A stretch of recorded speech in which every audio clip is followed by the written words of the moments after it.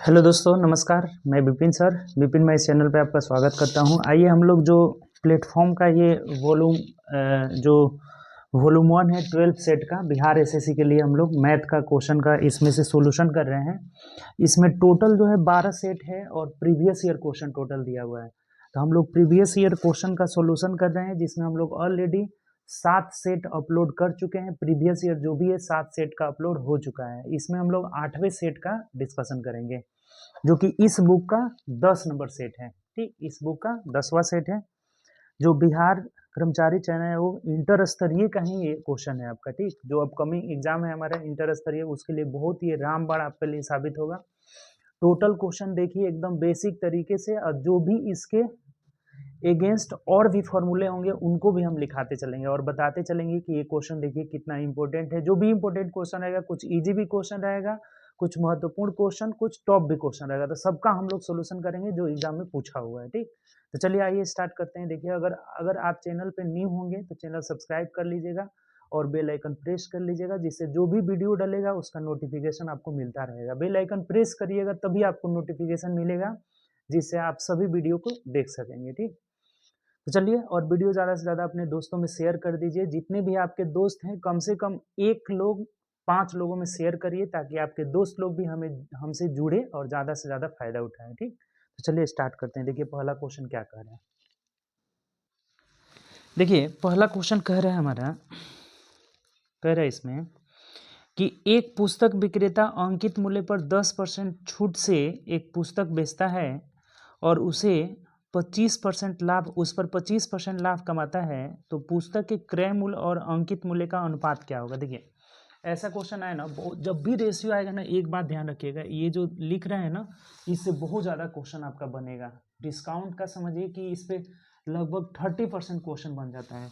Fix price पर छूट के बाद का मूल्य इज इक्वल टू सीपी पर लाभ या हानि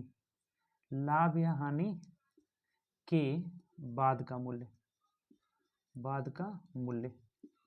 ये टॉपिक से ना बहुत क्वेश्चन बनता है। इसमें देखिए इसमें कभी कभी ऐसे क्वेश्चन आता है ना कि इसमें 4 कंपोनेंट है, एक फिक्स प्राइस है, एक छूट है, एक सीपी है, और लाभ या हानि में से कोई एक रहेगा।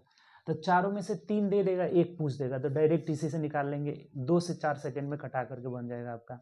रेशियो पूछेगा तो इसी से बन जाएगा। जैसे फिक्स प्राइस पता नहीं है, फिक्स प्राइस पर कितने का छूट दे रहा है, तो 10 का छूट यानी 90 हो जाएगा, बराबर सीपी पर 25 का लाभ यानी 125 हो जाएगा। नीचे 100 दोनों में होगा, वो कट जाएगा, उसको लिखने की जरूरत नहीं है। अब देखिए यहाँ से 5 से कटाइएगा तो 18 पचे 90, और ये 5 से कटेगा तो 5 दूना 10 और 5 पचे 25। अब नहीं कटेगा, यानी फिक्स प्राइस अनुपात सीपी इज इक्वल टू 25:18 हो गया। लेकिन हमें क्वेश्चन में बोला है पहले कि सीपी अनुपात एफपी निकालना है, एफपी, तो ये हो जाएगा 18:25 हो जाएगा, और यही हमारा आंसर हो जाएगा। उलट के लिखना था, क्वेश्चन में उलट के दिया हुआ था। तो 18:25 का मतलब ऑप्शन नंबर आपका ए हो जाएगा आंसर। बात समझे कि नहीं, आप बताइए। कभी भी हमेशा फिक्स प्राइस ज़्यादा रहता है, इसीलिए क्रय मूल्य पहले बोला है, तो क्रय मूल्य अनुपात फिक्स प्राइस 18:25 होगा। कभी कभी कह देता है कि फिक्स प्राइस अनुपात क्रय मूल्य निकालिए, तो 25:18 हो जाता। तो ये आंसर हमारा हो जाएगा 18:25, ऑप्शन नंबर ए हो जाएगा, चूंकि वस्तु के क्रय मूल्य और अंकित मूल्य का रेशियो पूछा हुआ है। ठीक, चलिए आगे बढ़ते हैं नेक्स्ट क्वेश्चन। सेकेंड क्वेश्चन की ओर बढ़ते हैं। कह रहे हैं कि एक परीक्षा में एक परीक्षार्थी को एक सही उत्तर के लिए 2 अंक मिलते हैं और गलत उत्तर के लिए 1 अंक काट लिया जाता है। ठीक, कम मिलते हैं मतलब काट लिया जाता है। यदि वह 50 प्रश्न हल करता है तथा उसे 70 अंक प्राप्त होते हैं, तो उसके द्वारा हल किए गए सही प्रश्न। देखिए ये बनाने का ना एक सबसे आसान तरीका एलिगेशन, ऐसा क्वेश्चन बनाने का। जैसे सही यहाँ लिख देते हैं और यहाँ लिख देते हैं गलत। हम मान लेते हैं कि उसने टोटल जो 50 क्वेश्चन है सबको सही कर लिया, तो 50 × 2 यानी कि उसे 100 अंक मिलेगा, 100 अंक प्राप्त करेगा। अगर टोटल 50 क्वेश्चन है, यहाँ लिख देते हैं नंबर ऑफ क्वेश्चन कितना है 50, नंबर ऑफ क्वेश्चन 50 है, तो अगर 50 सही करेगा तो एक पे 2 अंक मिल रहा है, तो 50 पे 100 अंक मिलेगा। ठीक, क्वेश्चन में लिखा हुआ है 2 अंक मिलते हैं। अगर सब गलत कर देगा तो उसका 50 नंबर कट जाएगा, क्योंकि एक गलत करने पे एक अंक कम हो जाता है, यानी काट लिया जाता है। लेकिन उसे मिला कितना है, तो 70 अंक मिला है, तो 70 ओवरऑल बीच में रख देंगे। अब रेशियो निकल जाएगा प्रश्न की संख्या का। घटाइएगा तो यहाँ से देखिए, पहले इस ये छोटा है, ये बड़ा है, तो 100 में से 70 गया 30 हो जाएगा। अब इसमें से इसको घटाना है, यानी कि 70 में से -50 घटाएंगे तो ये जुट जाएगा, यानी कि 120 हो जाएगा। 70 में -50 घटाएंगे तो माइनस माइनस प्लस हो जाएगा, यानी यहाँ से कट करके 4:1 जो आ गया ना, 4:1, ये रेशियो हो गया सही प्रश्न और गलत प्रश्न की संख्या का। यानी कि 4 1 कितना हो गया, 5 5 बराबर 50 क्वेश्चन है, तो 1 बराबर 10 क्वेश्चन, तो सही वाला 40 क्वेश्चन हो जाएगा और गलत वाला पूछता तो 10 क्वेश्चन हो जाता है। यहाँ से दोनों एक साथ निकल जाएगा, बहुत आसान क्वेश्चन है।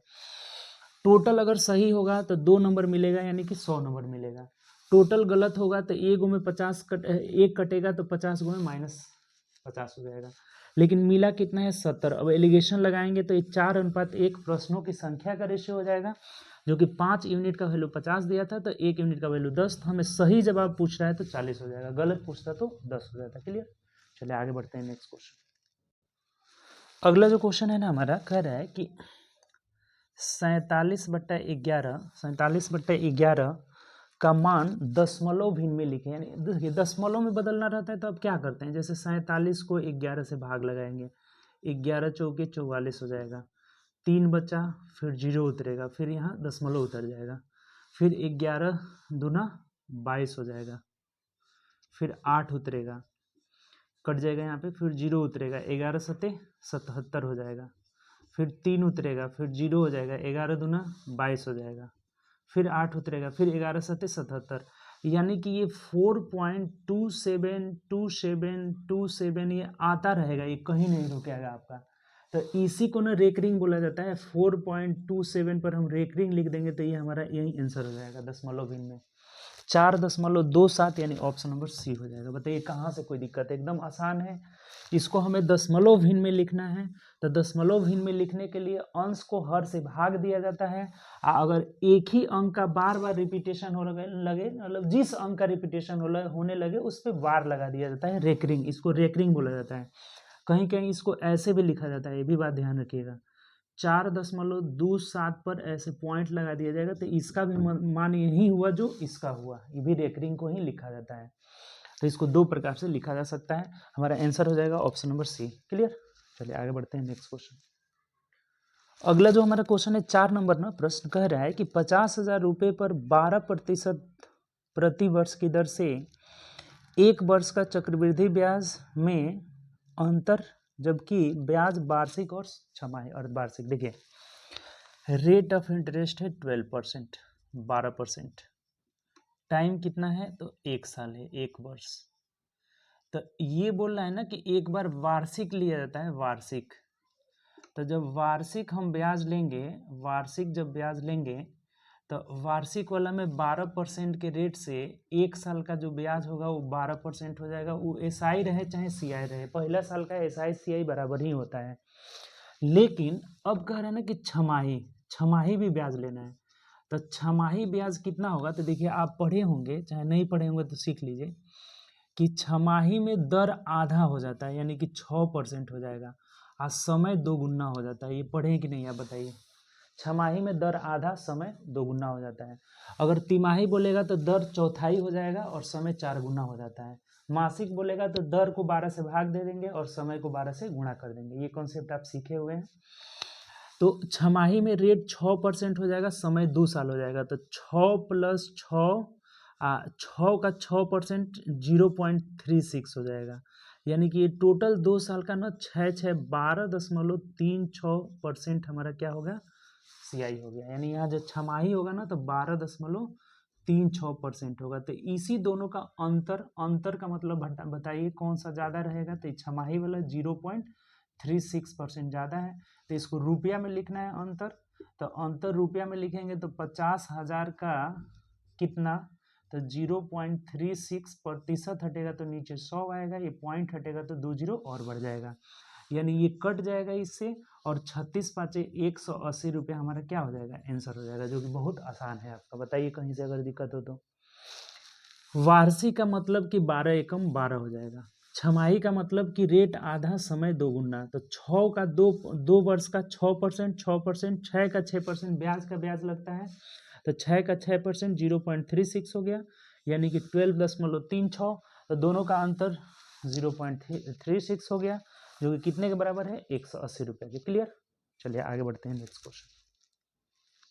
अगला देखिएगा, कह रहे हैं कि दो संख्याओं का योग 25 है और उनका अंतर 13 है, तो उनका गुणनफल क्या होगा। जैसे x प्लस वाई का मान हमें दे रखा है 25 और x माइनस वाई का मान 13, तो आप चाहे तो यहाँ से संख्या आसानी से निकाल सकते हैं।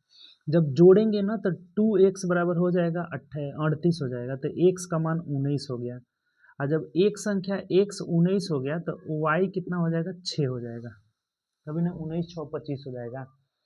तो इन दोनों का गुणनफल पूछा है, तो 19 6 के 114 हमारा क्या हो जाएगा, आंसर हो जाएगा। बहुत आसान क्वेश्चन है। क्लियर। चलिए आगे बढ़ते हैं नेक्स्ट क्वेश्चन। 6 नंबर जब देखेंगे ना तो 12 पेन का क्रय मूल्य, कह रहा है ना कि 12 पेन का सीपी जो है वो 8 पेन के एसपी के बराबर है। यही क्वेश्चन में बोला है कि 12 पेन का क्रय मूल्य 8 पेन के विक्रय मूल्य के बराबर है, तो लाभ प्रतिशत क्या होगा। देखिए ऐसा क्वेश्चन बहुत आसान है। 4 तिहाई 12, 4 दूना 8, यानी कि यहाँ सीपी बट्टा एसपी हो जाएगा कितना, तो 2/3 हो गया। तो एक का फायदा हो रहा है, लाभ हो रहा है किस पर, तो 2 पर। प्रतिशत के लिए 100, लाभ बटा क्रयमूल्य गुणे 100, तो कितना 50% का लाभ हो जाएगा, और यही हमारा आंसर हो जाएगा 50% प्रॉफिट, यानी ऑप्शन से देखेंगे तो ऑप्शन नंबर सी हो जाएगा। क्लियर। चलिए आगे बढ़ते हैं नेक्स्ट क्वेश्चन।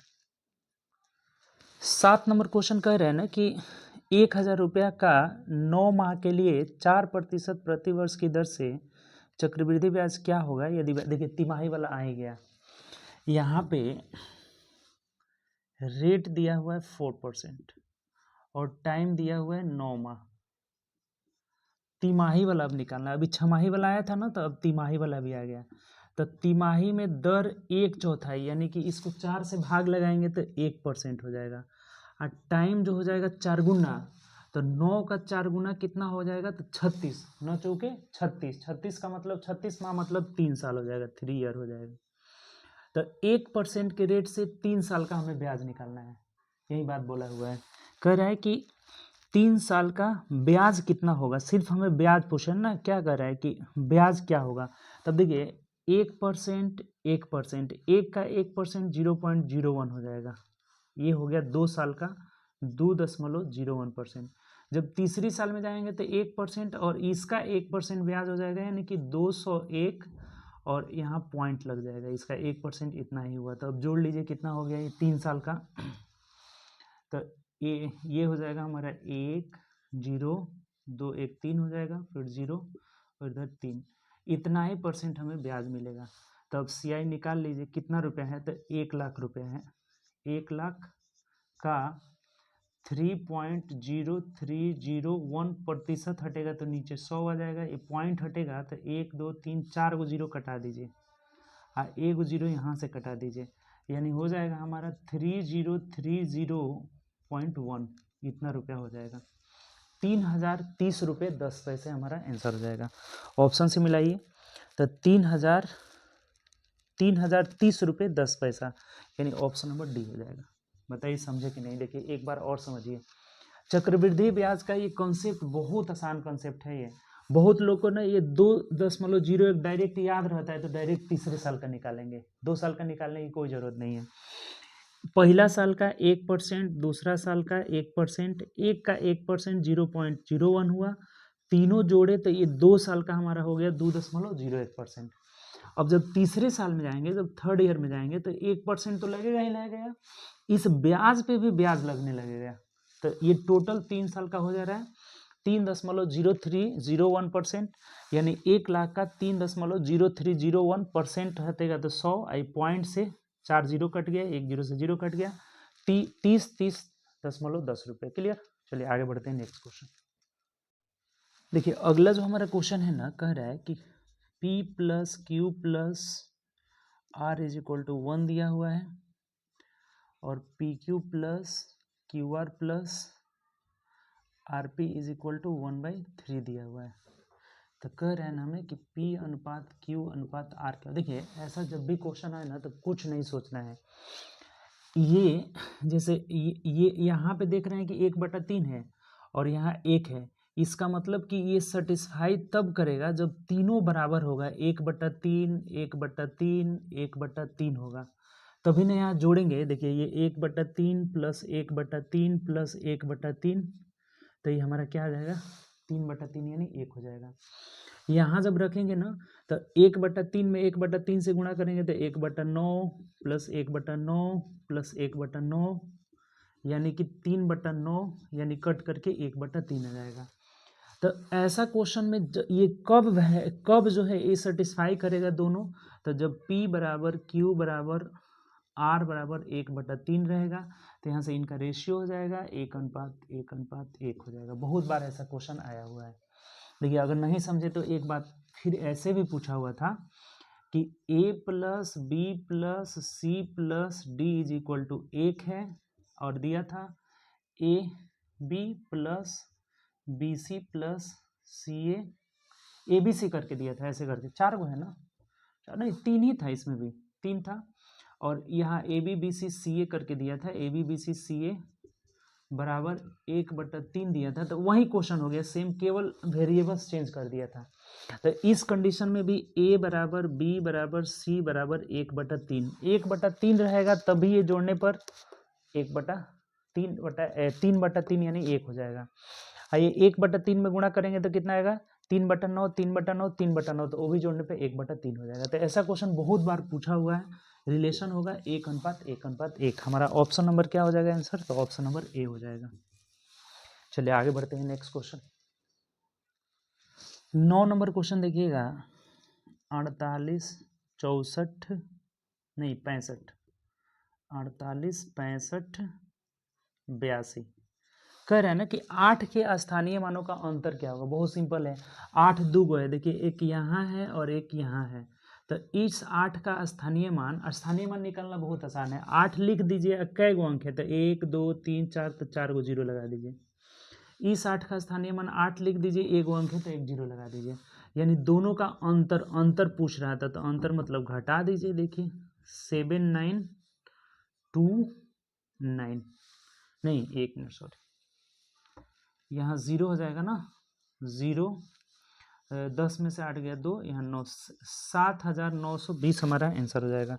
तो 7920, देखिए क्या पूछ रहा है, 8 के स्थानीय मानों का अंतर क्या होगा, तो 79 8 के स्थानीय मान यानी कि 2 2 4 गुना 0 रहेगा जी, यहाँ पे 4 गो अंक है ना, यहाँ पे 1 2 3 4 गो अंक है, 1 2 3 4 गो 0, इसमें से 80 घटा लेना है, तो 02997 यानी 79920 होगा, 79920, ऑप्शन नंबर डी हो जाएगा। देखिए दो बात सीख लीजिए आप, एक पूछता है स्थानीय मान और एक पूछता है अंकीय मान या फिर जातीय मान, ये दोनों एक ही है। और ये स्थानीय मान मतलब जिस अंक का पूछेगा उसको लिख करके उसके बाद जितना अंक है, जैसे 1 2 3 4 गो अंक है तो 4 गो जीरो लगा लीजिए। और जातीय मान पूछता है, जैसे कहता है कि 8 का जातीय मान क्या होगा, चाहे अंकीय मान क्या होगा, तो 8 ही हो जाता। 6 का अंकीय मान 6 ही हो जाएगा, 5 का अंकीय मान 5 ही हो जाएगा, 4 का अंकीय मान 4 ही हो जाएगा। आंकिक मान, अंकीय मान, जातीय मान सब एक ही होता है। अगर प्लेस वैल्यू पूछे, इसको बोला जाता है इंग्लिश में प्लेस वैल्यू, इसको फेस वैल्यू बोला जाता है। तो अगर 4 का प्लेस वैल्यू पूछा जाए, मान लीजिए इसमें 4 का प्लेस वैल्यू, तो 4 लिखेंगे, कै गो अंक है, तो 1 2 3 4 5, तो इसके आगे 1 2 3 4 5 जीरो लगा लेंगे, 4 लाख हो जाएगा। क्लियर। स्थानीय मान जातीय मान से इतना क्वेश्चन आता है, बहुत आसान है। चलिए आगे बढ़ते हैं नेक्स्ट क्वेश्चन। 10 नंबर क्वेश्चन कह रहे हैं ना कि 65 छात्रों की एक कक्षा में 39 लड़कियां हैं, 39 लड़कियां हैं, इस लड़कियों का औसत 60 है और संपूर्ण का औसत 64 है, तो कक्षा में लड़कों का औसत, देखिए टोटल 65 छात्र हैं जिसमें 39 लड़कियां हैं, तो लड़के कितने हो जाएंगे, तो घटा दीजिए, 15 में से 9 गया 6, यानी कि 26 हो जाएंगे, 26। क्लियर है बात, इसमें कोई दिक्कत नहीं है। ये हो गया टोटल, ये गर्ल हो गया और ये बॉय हो गया। ठीक, अब कह रहा है हमें कि 39 लड़कियां हैं, लड़कियों का औसत 60 है, इस 39 का एवरेज कितना है 60 है, ओवरऑल एवरेज कितना है, ओवरऑल एवरेज 64 है, तो लड़कों का एवरेज पता नहीं है, पूछ रहा है तो x लिख देते हैं, सिंपल। ये अगर संख्या कटता है ना तो सबको कटा देते हैं, जैसे 13 दूना 26, 13 तिया 39, 13 पचे 65, अब आसान हो जाएगा गुणा करना। यहाँ से गुणा करेंगे, जैसे हमें x का मान निकालना है तो ये 2x हो जाएगा, 36 18 180 हो जाएगा, यहाँ हो जाएगा 5 चौको 20 और 6 पचे 30 और 2 32। अब बताइए 2x is equal to 320 minus 180, ये इधर आकर क्या होगा, घट जाएगा, तो 2x इज इक्वल टू ये घट करके कितना हो जाएगा, तो 20 20 40 हो जाएगा इधर ना, 1 मिनट सॉरी,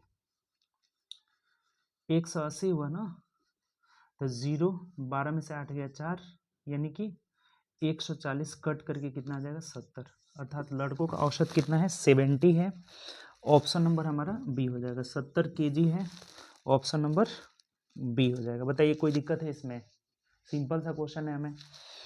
65 टोटल है, 39 लड़कियां हैं तो 26 लड़के हो जाएंगे, लड़कों का औसत पता नहीं है, लड़कियों का औसत 60 है, संपूर्ण औसत 64 है, गुणा करके घटा दिए 2x, ये यहाँ बराबर का चिन्ह लगा हुआ है तो ये इधर आकर घट जाएगा, यानी कि 140, 320 में से 180 गया 140, 2x बराबर 140, तो 100 का मान 70 हो जाएगा। ठीक, चलिए आगे बढ़ते हैं नेक्स्ट क्वेश्चन। अगला 11 नंबर क्वेश्चन कर रहा है कि एक छात्र ने जितने प्रश्न सही किए उससे दोगुना उसने गलत किए, जैसे दोगुना उससे गलत किए, राइट है और रॉन्ग है, यानी अगर एक सही कर रहा है ना तो दो गलत कर रहा है, यही क्वेश्चन में बोला है, दोनों का रेशियो 1:2 है।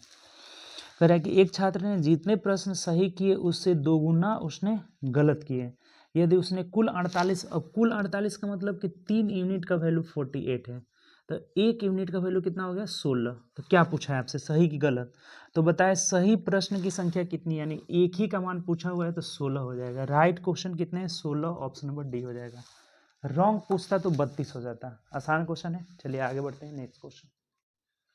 12 नंबर जो हमारा क्वेश्चन है ना, 6/7, 5/6, 7/8, 3/4, कह रहा है ना कि सबसे बड़ी, तो देखते देखते आप बता दिए होंगे कि सबसे बड़ी भिन्न कौन सी है, 7/8, और यही हमारा आंसर हो जाएगा। देखिए कभी भी ऐसा अगर रहे अंतर सेम रहे, अंश हर का अंतर क्या रहे, सेम रहे, अंतर सेम, अंतर सेम, और एक बात और ध्यान रखिएगा कि अंश हर से छोटा रहे, अंश हर से छोटा, यहाँ पे क्या रहे, अंश अंश इज लेस देन हर, अंतर सेम रहे, अंतर क्या रहे, सेम रहे, तो जिसका बड़ा अंश रहेगा वो बड़ा हो जाएगा, जिसका हर बड़ा अंश रहेगा बड़ा, जिसका छोटा रहेगा छोटा हो जाएगा।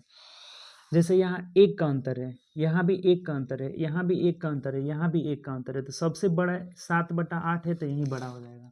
सबसे छोटा पूछा रहता ना तो 3/4 सबसे छोटा हो जाता, आरोही क्रम पूछता ना तो 3/4, उसके बाद 5/6, उसके बाद 6/7, और सबसे बड़ा क्या है 7/8 हो जाता। समझ गए होंगे बहुत अच्छे तरीके से। यहीं जब अगर ये ऊपर रहेगा तो उल्टा हो जाएगा, अब बड़ा वाला ऊपर, जब जब अंश हर का अंतर सेम रहे, हर छोटा रहेगा तो उल्टा हो जाएगा, तो ऐसा क्वेश्चन आता नहीं है, जनरली ऐसा ही क्वेश्चन आता हुआ है, हमेशा आता है, जिसमें अंश हर से छोटा रहे तो जो बड़ा रहेगा वही बड़ा हो जाएगा, जो छोटा रहेगा वो छोटा हो जाएगा, बहुत क्वेश्चन ऐसा पूछा जाता है। लेकिन ये ट्रिक किस में लगेगा, तो जब अंतर सेम रहेगा, अदरवाइज नहीं लगेगा, उसके लिए क्या करेंगे, अंश में 1 1 0 जैसे हम लोग बेसिक से बनाते हैं वैसे ही काम करेंगे। तो चलिए आगे बढ़ते हैं नेक्स्ट क्वेश्चन, इसका आंसर हो जाएगा आपका 7/8, यानी ऑप्शन नंबर ए हो जाएगा। ठीक, चलिए नेक्स्ट क्वेश्चन। 13 नंबर क्वेश्चन कह रहे हैं ना कि x बराबर 2, y बराबर 3, तो बोला है हमें कि x के पावर y, देखिए कितना आसान है, 2 के पावर 3 यानी 8 हो जाएगा, कुछ नहीं है इस क्वेश्चन में, यही हमारा आंसर हो जाएगा। आगे बढ़िए, ऑप्शन से मिला लीजिए, ऑप्शन क्या दे रहा है हमें, इसमें सी में ऑप्शन दे रहा है 8। ठीक, नेक्स्ट क्वेश्चन। 14 नंबर क्वेश्चन कर रहे हैं कि 17 और 84 के बीच ऐसी कितनी संख्या है जो 6 से 17 और 84 के बीच, तो देखिए इसको 17 को अगर हम भाग लगाएंगे 6 से, 6 से विभाज्य है ना, तो 6 से भाग लगाएंगे तो 6 18, यानी 2 आएगा, हमारा भागफल लेना है, भागफल, यहाँ हमेशा भागफल लेना है, तो 3 अर्थ में ज़्यादा हो जाएगा, नहीं 2 आ जाएगा, हमारा कितना आ जाएगा 2, इसको भाग लगाएंगे तो 6 से भाग लगाएंगे तो 6 कम 6, 6 चौके 24। अब देखिए एक समस्या यहाँ पे गड़बड़ होगा। ये बीच बोला है ना, बीच, तो आप 84 को नहीं लेंगे ना, तो 84 को नहीं लेंगे तो हम 83 को भाग लगाएंगे 6 से, तो 6 कम 6, 2 उतरेगा, 3 उतरेगा, 6 18, यानी यहाँ 13 ही लेना पड़ेगा भागफल। अब इस 13 में से 2 घटा दीजिए, यानी 13 माइनस 2, तो 11 गो संख्या हो जाएगा जो 6 से पूर्णतः विभाजित है। अब देखिए कभी कभी होता क्या है ना कि बच्चे क्या करते हैं ना कि 84 में से डायरेक्ट 17, 84 माइनस 17, 14 में से 7 गया, कितना होगा 7, और यहाँ हो जाएगा हमारा कितना, तो 7 में से 1 गया 6, इसको 11 से 6 से भाग लगा देते 11, और ऐसा कभी कभी ना गलत भी हो जाता है, तो इसीलिए इस मेथड से मत बनाइएगा। सिंपल सा है क्वेश्चन, एक बार आप इसको 6 से भाग लगाइए, इसको अब बीच बोलेगा तो इसको छोड़ देना है, इसको छोड़ करके बीच वाले को सिर्फ लेना है। तो 83 को भाग लगाए, तो 83 को भाग लगाया तो 13 भाग फैलाया, यहाँ 2 भाग फैलाया, दोनों को घटा दिए तो 11 वो हमारा संख्या आ जाएगा। ये कभी गलत नहीं होगा, एकदम फिक्स है, कभी गलत नहीं होगा इसका। ठीक, चलिए आगे बढ़ते हैं नेक्स्ट क्वेश्चन। 15 नंबर जो हमारा क्वेश्चन है ना कि 43,216 कौन सी न्यूनतम संख्या घटाई जानी चाहिए ताकि 123 से पूर्णतः विभाजित हो जाए, यानी 123 से भाग लगा दीजिए, तो 4 मर्त में 23 चौके 92 ज़्यादा हो जाएगा, यानी कि 3 ही मर्त में जाएगा। 3 तरीके 9, 3 दूना 6, 3 एकम 3, 12 में से 9 गया 2, 12 में से 6 गया 6, 1 कट गया, 1 उतरा, 12 25 60, यानी 5 मर्त में चला जाएगा, तो 5 3 15 5 हासिल 1, 12 25 60 और 1 61, यानी 11 में से 5 जाएगा 6, और ये कट जाएगा, और यहाँ 6 उतर जाएगा, कितना उतर जाएगा 6। तो ये बोला है ना कि कौन सी संख्या इसमें से घटाई जानी चाहिए, कौन सी संख्या घटाई जानी चाहिए ना कि 123 से विभाज्य हो जाए। क्या गलत हुआ है क्या, एक बार मिलाइए तो। 3 तरीके 9, 3 दूना 6, 3 एकम 3, 12 में से 9 हो जाएगा 3, 9 हो जाएगा जी, यहाँ पे गड़बड़ हो गया, यहाँ पे देखिए 12 में से 9 गया 3, और यहाँ बच गया कितना, 12 में से 6 गया 6, एक कट गया, 1 उतरा, फिर यहाँ 5 मत में गया, तो 5 3 15 का 5 हासिल 1 हो जाएगा, 5 दूना 10 11 का 1 हासिल 1 हो जाएगा, यानी 615। तो 11 में से 5 जाएगा 6, और यहाँ 1 बचा हुआ है, फिर 6 बचा हुआ है, अब कितने मर्त में जाएगा, तो एक ही मर्त में जाएगा, और 123 हो जाएगा, तो यहाँ 3 हो जाएगा, यहाँ 4 हो जाएगा, यानी कि 43 घटाने पर जो शेष आता है ना वही घटाने पर हमारा आंसर हो जाएगा। तो 43 घटाने पर, यानी ऑप्शन से देख लेंगे तो ऑप्शन नंबर ए में दिया हुआ है। क्लियर, कोई दिक्कत नहीं।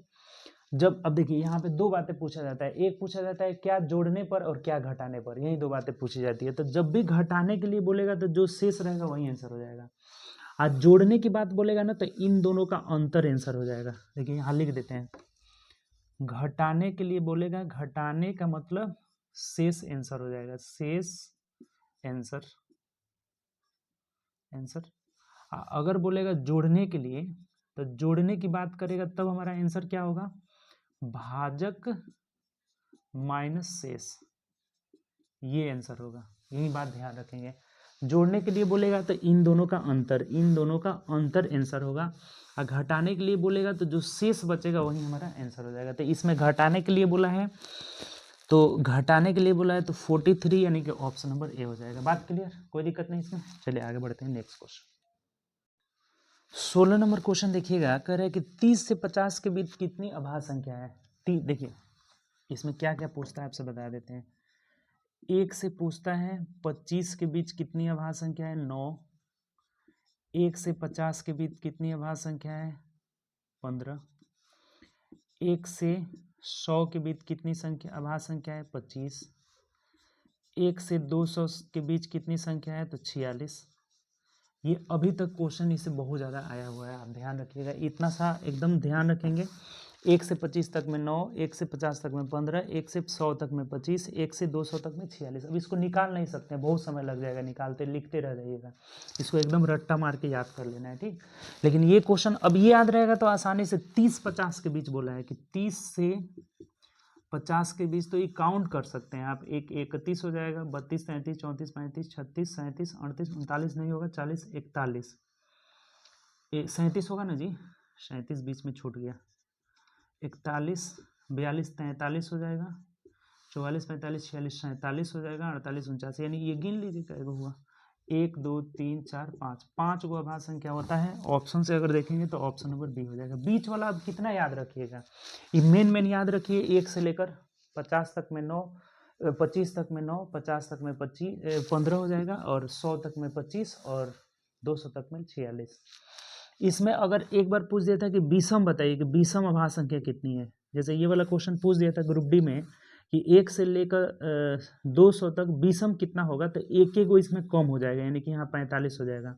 अगर विषम की चर्चा करेगा तो सब में से एक एक को कम हो जाएगा, क्योंकि सम अभाज्य संख्या सिर्फ और सिर्फ एक ही होता है जिसका नाम क्या होता है, 2। इसके अलावा कोई अभाज्य संख्या नहीं होता है जो सम होता है। तो अगर विषम पूछ देगा तो एक एक को कम हो जाएगा, यानी कि 1 से लेकर 200 तक में विषम कितना होगा, तो 45 हो जाएगा। क्लियर? चलिए आगे बढ़ते हैं नेक्स्ट क्वेश्चन। अगला क्वेश्चन कह रहा है ना कि पेट्रोल की कीमत 75 रुपये 50 पैसे प्रति लीटर थी।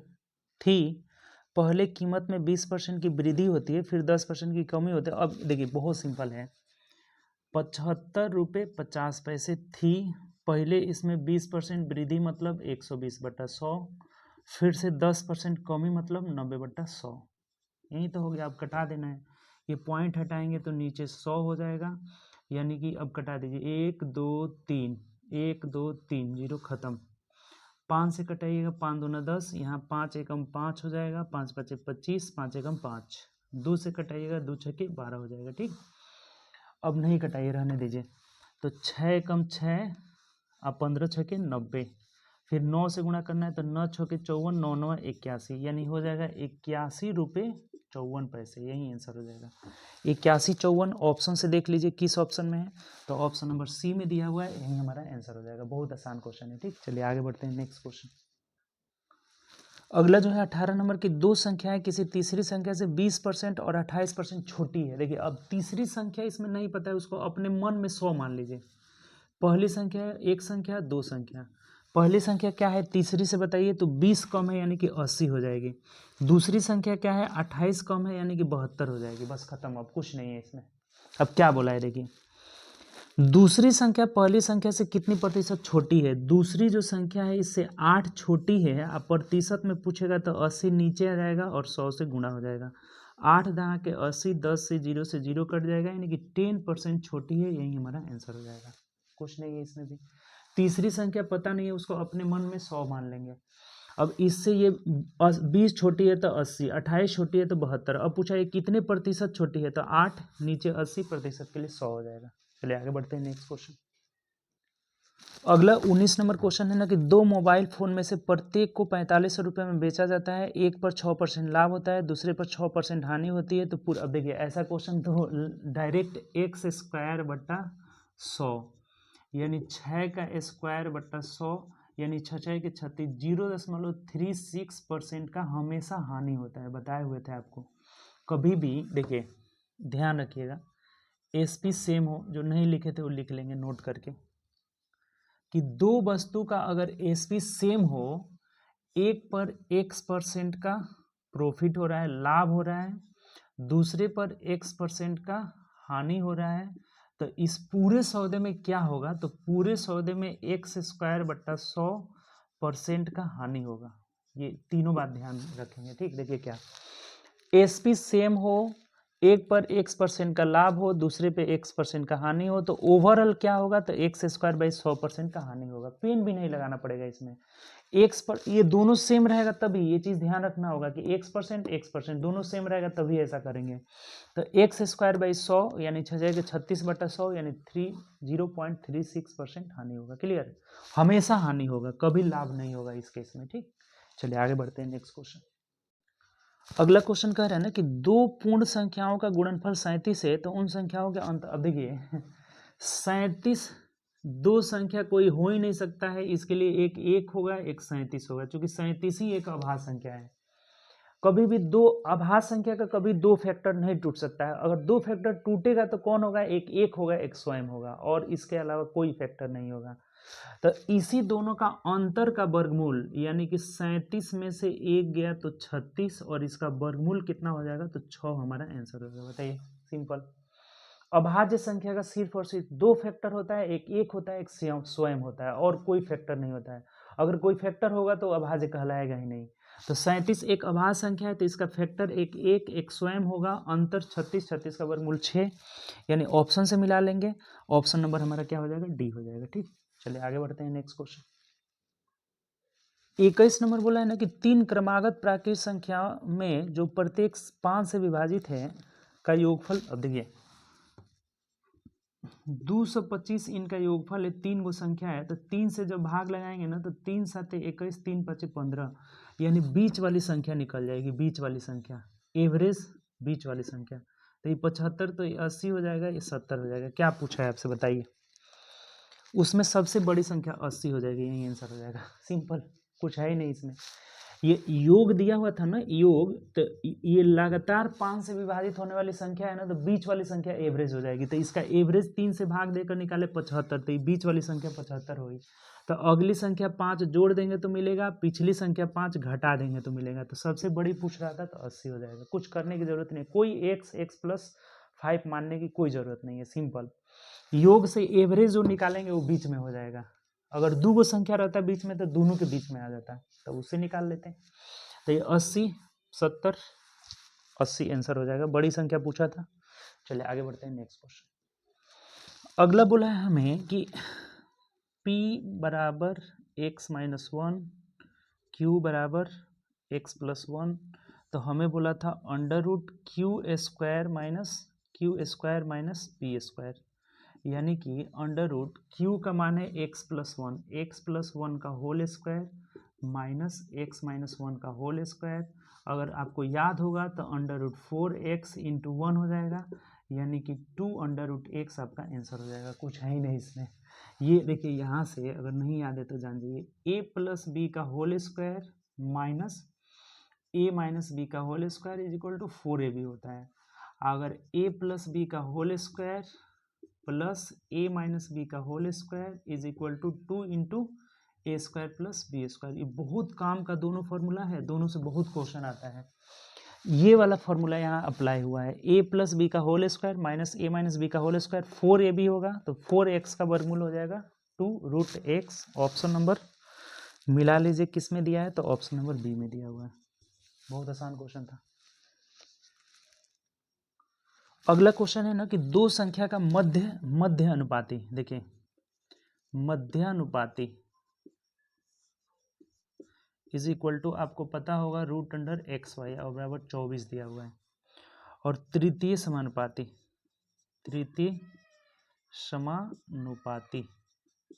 इज इक्वल टू हो जाएगा वाई स्क्वायर बाई एक्स।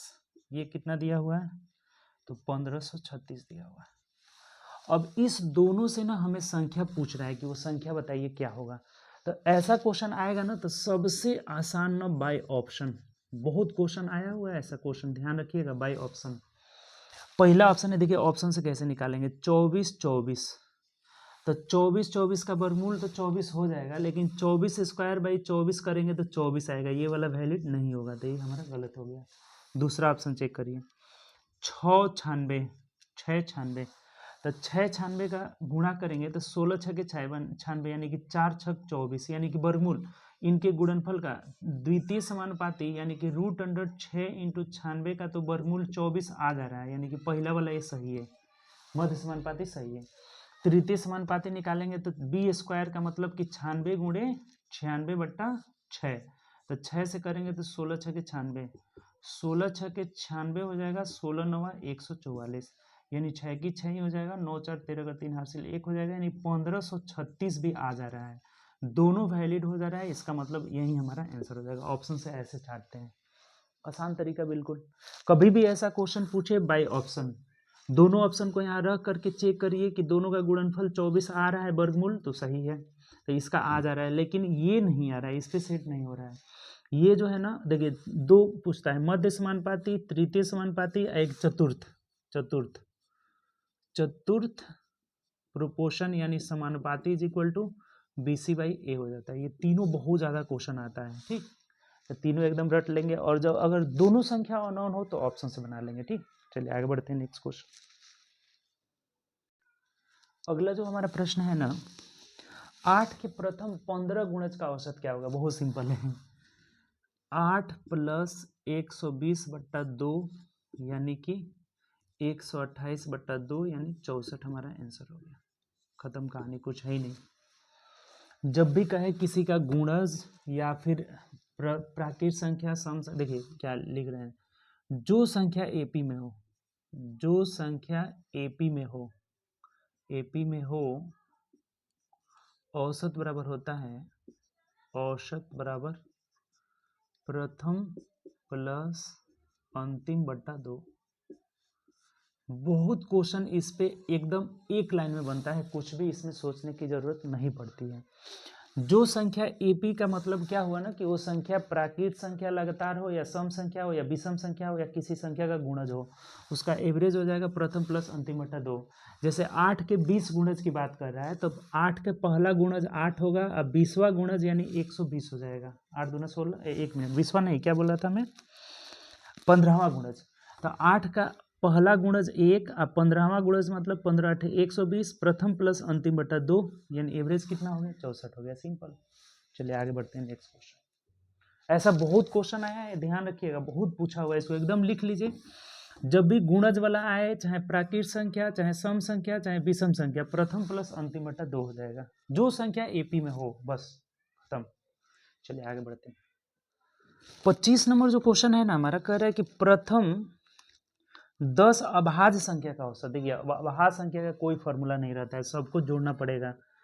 2 3, अब देखिए इसको अगर हमको बनाना होगा ना तो 12.9 हम आंसर करके निकल जाएंगे, क्योंकि हमें पता है ना कि प्रथम 10 को अभाज्य संख्या को जब जोड़ेंगे ना तो 129 आएगा। तो 12.9 कितना है, डी हो जाएगा। बहुत बार चूंकि ये क्वेश्चन आया हुआ है, अब जोड़ के देख लीजिए।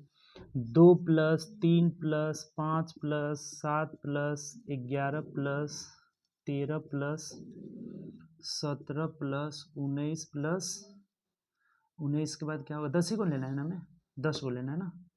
तो 25 तक में 9 को आता है, तो एक और लेना होगा। 19 + 20 21 22 23 + 24 25 26 27 28 29 आता है। अब इसको जोड़ करके देखिए 129 आएगा। 9 3 12 9 21 7 28 29 30 31 32 7 39 और 5 9 5 14 44 45 46 47 48 49 का 9 हासिल 4 हो जाएगा। 4 2 6 2 8 1 9 1 10 1 11 1 12, देखिए 129 आया, और बट्टा 10 करेंगे तो ये क्या आ जाएगा, तो 12.9 हो जाएगा एवरेज। क्योंकि औसत बराबर प्रेक्षणों का योग बट्टा प्रेक्षणों की संख्या होता है। तो इन 10 को, सबसे छोटी अभाज्य संख्या 2 होती है, सबसे छोटी अभाज्य संख्या 2, तो 2 3 5 7 ये आपका अभाज्य संख्या है। ठीक, 10 को अभाज्य संख्या आने के लिए हमें 30 तक जाना पड़ता है। 9 को रहता तो अभी लिखाए थे ना, 25 तक में 9 को होता है। 25 के बाद अगली अभाज्य संख्या कौन होती है, 29। तो सबको जोड़कर भाग लगाए, कभी भी 10 तक आएगा तो 12.9 याद रखिए, एकदम तुरंत करके, कोई जोड़ने की जरूरत पड़ेगी ही नहीं आपका। चलिए आगे बढ़ते हैं नेक्स्ट क्वेश्चन। 26वां जो नंबर क्वेश्चन है ना कि 1820 रुपये का साधारण ब्याज 9 मार्च 2019 से 21 मई 2019 तक क्या होगा। तो देखिए सबसे पहले तो आप समय निकाल लीजिए। 9 मार्च का मतलब कि 31 में से 9 घटाएंगे तो 11 में से 9 गया 2, यानी कि 22 दिन मार्च में पड़ा हुआ है। अप्रैल आपका कितना हो गया, तो 30 दिन का। अप्रैल 30, मई में 21 दिन जाना है, जोड़ लीजिए। 3 3 3 6 2 2 4 3 7, यानी कि 73 दिन हो गया, 73 दिन। अब एसआई क्या होता है बताइए, सिंपल इंटरेस्ट बराबर होता है PRT बटा 100। तो प्रिंसिपल कितना है, तो प्रिंसिपल है आपका 1820। PR रेट ऑफ इंटरेस्ट कितना है, तो 7 दूना 14 1 15 बटा 2 हो गया। समय कितना है, तो 73 दिन को हम भाग लगाएंगे तो 365 से भाग लगा देंगे और बट्टा 100, खत्म हो गया, कुछ नहीं है। 73 से 5 मिनट में कट जाता है, 5 3 15 हो जाएगा। 0 से 0 खत्म हो जाएगा। 2 से कटाएंगे तो यहाँ हो जाएगा 2 9 18 2 एकम 2, यानी देखिए तो 3 एकम 3 29 27, यानी 27 रुपये 30 पैसा हो जाएगा, कुछ है ही नहीं। 27 30 का मतलब ऑप्शन से देख लीजिए, ऑप्शन नंबर बी हो जाएगा। बहुत आसान है। कभी भी अगर दिन डेट में दिया गया होगा ना तो बीच का टाइम निकाल लीजिए, बीच का टाइम, जिस दिन पैसा जमा करेंगे ना 9 मार्च का, उस दिन का ब्याज नहीं मिलेगा। यानी 31 में से 9 घटा देंगे तो 22 दिन मार्च में बचा, अप्रैल में 30 दिन, मई में 21 दिन, जिस दिन उतारते हैं उस दिन का पैसा मिलता है। तो 73 दिन का ब्याज हम निकाल लिए। ब्याज बराबर मूलधन गुणे समय गुणे दर बट्टा 100 हो जाएगा, 27 रुपये 30 पैसा। चलिए आगे बढ़ते हैं नेक्स्ट क्वेश्चन। अगला क्वेश्चन देखिएगा, कह रहा है कि एक विद्यालय की कैंटीन लंच के रूप में 20 रुपया दूध के रूप में और 4 रुपया नहीं, कह रहा है लंच के रूप में 20 रुपया, दूध के रूप में 4 रुपया प्रतिदिन चार्ज करता है। तो रमेश को 5 दिन के ईद बताइए। तो बच्चा वाला क्वेश्चन हो गया। 20 रुपया लंच के लिए और 4 रुपया दूध के लिए, तो 20 4 24 गुणे 5 यानी 24 5 120 रुपया खर्च करना होगा। तो ये सिंपल सा क्वेश्चन हो गया। ऑप्शन नंबर हमारा सी हो जाएगा। कोई दिक्कत है इसमें?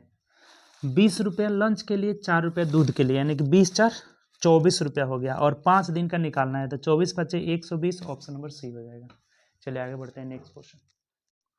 अब कह रहे हैं ना कि 3 अंकों की सबसे बड़ी संख्या जो 7 का गुणज हो, जैसे 3 अंकों की सबसे बड़ी संख्या क्या है? 999। 7 से भाग लगा दीजिए। 7 एकम 7, 2 9, 7 चौक 28, 1 29, 9 7 दूना 14, 5 उतरा, यानी इसमें से 5 घटा दीजिए, यानी आंसर हो जाएगा 994, 994, 994 हमारा आंसर हो जाएगा, जो कि ऑप्शन से देखेंगे तो ऑप्शन नंबर सी हो जाएगा। जो शेष बचेगा वो घटा देंगे ना, तो 3 अंकों की सबसे बड़ी संख्या मिल जाएगी जो 7 की गुणज होगी। ठीक, चलिए आगे बढ़ते हैं नेक्स्ट क्वेश्चन।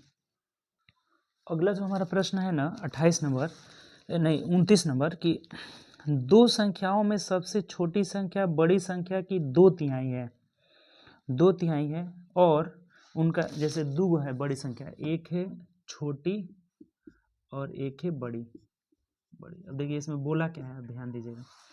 कह रहा है कि 2 संख्याओं में से छोटी संख्या बड़ी संख्या की 2/3 है। तो बड़ी संख्या अगर x मानेंगे तो ये 2/3x है, और इन दोनों का योग कितना है? देखिए क्वेश्चन में दिया हुआ है कि 60 है। अब जोड़ लीजिए तो 3 2 5, यानी 5/3x इज इक्वल टू 60 हो गया। तो ये 5 से कटेगा 12 मर्द में, x का मान हो जाएगा कितना? 36। तो क्या पूछा है? बड़ी पूछेगा तो 36 हो जाएगा, बड़ी ही पूछा हुआ है तो यही आंसर हो जाएगा। बड़ी मतलब x, x का मतलब 36 आ गया, तो यही हमारा आंसर हो जाएगा। चलिए आगे बढ़ते हैं नेक्स्ट क्वेश्चन। देखिए अगला भी बहुत आसान क्वेश्चन है। x का y प्रतिशत, x मतलब x हो जाएगा, का मतलब गुणा y प्रतिशत के लिए 100, यानी आंसर हो जाएगा xy/100। देख लीजिए किस में दिया हुआ है, तो ऑप्शन नंबर ए में दिया है, यही आंसर हो जाएगा, कुछ है नहीं इसमें। आगे बढ़िए। 31 नंबर जो क्वेश्चन बोल रहा है ना कि 0.75 का होल क्यूब। अब देखिए ये पॉइंट हटेगा तो नीचे 100 आएगा, 25 3 75, 25 चौके 100, 3 का क्यूब 27, 4 का क्यूब 64, इसमें भी कुछ नहीं है। 27/64 मतलब देख लीजिए तो ऑप्शन नंबर बी में दिया है, तो बी हमारा सही जवाब हो जाएगा, कुछ नहीं था इसमें भी। आगे बढ़िए नेक्स्ट क्वेश्चन। देखिए एक और क्वेश्चन रेकरिंग से आ गया, 0.27 पे रेकरिंग, तो इसका मतलब हो जाएगा 27/99। कट रहा है, अब कटाया नहीं है इसमें, यही चीज़ किया हुआ है, 9 से कट जा रहा है लेकिन कटाया नहीं है, तो यही आंसर हो जाएगा। तो देखिए अब ये बात ऑप्शन से आपको ध्यान में देते रहना होगा कि कटाया है कि नहीं, इसमें नहीं कटाया है, तो 27/99 यानी कि ऑप्शन नंबर ए हो जाएगा। रेकरिंग आप पढ़े होंगे ना, जितने अंक पे रेकरिंग रहता है ना उसके हर में उतना ही 9 लिख दिया जाता है। जैसे 0.PQ दोनों पे रेकरिंग होगा तो ये हो जाएगा PQ/99। अगर 0.PQR होगा तीनों पे रेकरिंग तो PQR/999। अगर एक पे नहीं दिया रहे 0.PQR, अगर इस पे नहीं रहे तो अब क्या करते हैं, तो PQR लिख करके जिस पे रेकरिंग नहीं रहेगा उसको घटा देंगे, और इन दोनों के लिए 9 लिखेंगे और इसके लिए 0 लिखेंगे, यही काम किया जाता है। ठीक, ये बात ध्यान रखिएगा तो आराम से आपका इस तरह का क्वेश्चन सब आसानी से बन जाएगा। ठीक, इसको नोट करके लिख लीजिएगा। इस सेट में टोटल 32 क्वेश्चन था, 32 क्वेश्चन का हम लोग सोल्यूशन किए बहुत आसान तरीके से। बहुत क्वेश्चन इसमें एकदम एक लाइन का आसान क्वेश्चन था, कुछ अच्छे भी क्वेश्चन थे। ठीक, तो चलिए हम लोग अगले सेट में मिलेंगे अब 9 नंबर सेट के साथ। ये 8 नंबर सेट था, और जो प्लेटफॉर्म का बुक है उसमें 10 नंबर सेट था। ठीक, तो चलिए अगले सेट में मिलेंगे। ओके, अपना ध्यान रखिए और ज़्यादा से ज़्यादा आप प्रैक्टिस करिए। जितना प्रैक्टिस करिएगा वो आपके एग्ज़ाम में वो बहुत बेनिफिशियल होगा, वहीं आपको काम आएगा, प्रैक्टिस ही काम आएगा। किसी के बात पे आप ध्यान मत दीजिए, इधर उधर के बात पे नहीं, आप पढ़ाई करिए, ज़्यादा से ज़्यादा पढ़िएगा, ज़्यादा से ज़्यादा उसको गेन करिएगा, वो आपके एग्जाम में काम आएगा। और नहीं पढ़िएगा, इधर उधर के बातों में अपना समय व्यतीत करिएगा तो समय निकलता जाएगा। समय निकलते में बहुत समय नहीं लगता है, सबसे फास्ट भागता है समय। तो जो समय चला जाएगा वो फिर पीछे लौट के नहीं आएगा। इसीलिए पढ़िए, अच्छा से मेहनत करिए। अपना आप वीकनेस आप खुद जानते हैं कि किस में आपका कमजोरी है, कौन सा सेक्शन आपका ज़्यादा कमजोर है, मैथ, जीएस, साइंस, कौन सा सेक्शन कमजोर है। बिहार एसएससी में यही तीनों रहेगा, मैथ रहेगा आपका, रीजनिंग रहेगा, जीके, जीएस, साइंस भी रहेगा और जनरल स्टडीज भी रहेगा। तो देखिए आपका क्या कमजोरी है, करेंट अफेयर पढ़ते रहिए, अभी से पढ़ते रहिएगा सब चीज़, तो आपके एग्जाम में काम आएगा और आसानी से आप एग्जाम क्रैक कर लेंगे। और नहीं पढ़िएगा, आप सोचिएगा कि एडमिट कार्ड आना शुरू होगा तब पढ़ेंगे, तब तो फिर वही बातें हो गई, जो पीछे से पढ़ रहे हैं उनका जॉब होगा, आपका फिर नहीं होगा। तो इसलिए पढ़ाई जरूरी है। चलिए, वीडियो अच्छा लगा होगा तो दोस्तों में ज़्यादा से ज़्यादा शेयर करिए, जितने भी आपके दोस्त लोग हैं सबको शेयर करिए। मिलेंगे नेक्स्ट क्लास में। Okay, bye, take care.